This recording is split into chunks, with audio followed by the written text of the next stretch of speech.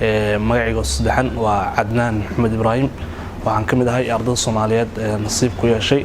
inay ka mid noqdaan deeqda waxbarasho ee Hormuud Salaam Foundation ay bixiso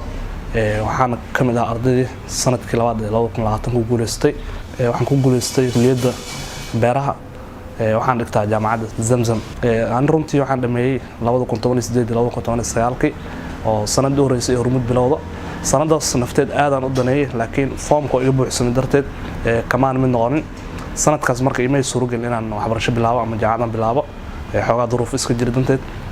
gobol baan iska aaday marka gobolka anigoo joogo ayaan mar labaad sanadkii waxaan ka war helay anoo maalin Facebook iska halkii wareegay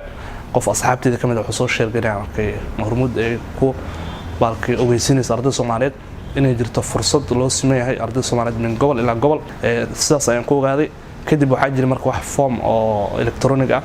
kaasa marka formka aan buuxiyay marka iyadoo ana gobolka joogo formka markaan buuxiyay waxa ii soo dhacay marka bashqad ama ogeysiis oo liigu ogeysinaa inaan ka mid noqday ardayda loo qaatay qabuulka imtixaanka Hormuud inay u fariistaan imtixaankaasna wuxuu ka dhacayaa magaalada Muqdisho markaas aan gobol aan joogay diyaar garow aan galay kadib aan soo process gareeyay processka asaga markii aan intimaaday imtixaanka waan u fariisanay 4 ilaa 5 bisha 8 2020 kadib imtixaankii 10 maado ahaa iyo maado IQ dhamaantood waan niyad wanaag ku galay diyaaris Allah subhanahu wa ta'ala inaan talo saartay kadibna muddo kadib waxa la shaacay inaan maalin aan iska joogo guriga in la yiraahdo waxaad ka mid noqotay ardayda ku guuleystay deeqda waxbarasho waxaan heshay 4 sano oo jaamacad lagu maalgelinayo free ah iyo wixii tuuliska waxbarashada loo baahnaa dareenkayga aad u wanaagsanaaday saas ayaan ku helay u soo gashay alxamdulillah heerkayga waxbarashada wuxuu u socdaa heer aad u wanaagsan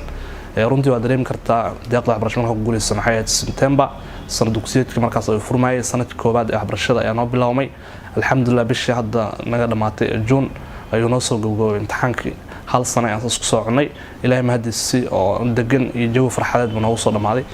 wax caqabad oo isdhihi karo caqabadaha waxay noqon karaan qaar ardayga xaqiiska imaada iyo qaar dhinaca kale ka imaada labada dhinacba haday tahay xaqii fiigi iyo tooliska loo baahnaa haday tahay kombiyuutarada haday tahay wax walba la xiriira waxbarashada si ay u sameeyso research iyo si ay u sameeyso naftaada oo horumariso alxamdulillah ilaahay kasku waxaan ugu mahadcelinaynaa oo naga saaciday Hormuud oo mar walba heegan oo heed oo maxaan ku dhahay wax walba baahidanada aan waligaan noola soo bixin fasalka lacagta soo dhiib imtixaanna aan waligaan naga hor istaagin runtii maalinka imtixaanka ardayda ay ka walwalayaan lacagaha anagoo iska socono xiisdana nadiif soo qaadana tagnaa howlka maxaan ku dhahay kadibna aan soo qaadana clearance kaarka dhinacaas waa naga kaafi oo waxaan ku dhahay caqabada oo jaamacadda xaggeed ah kama jirto Hormuud waxaan leeyahay shaqadan ay wado waa shaqada ugu muhiimsan oo ajir laga helay qof bini'aadan in wax la baro jahliga laga saara kadibna oo adduunka la qabsado waxaan ugu mahadcelinaynaa shukran alf marra in la Hormuud iyo dhamaan macalkii milkiilayaasha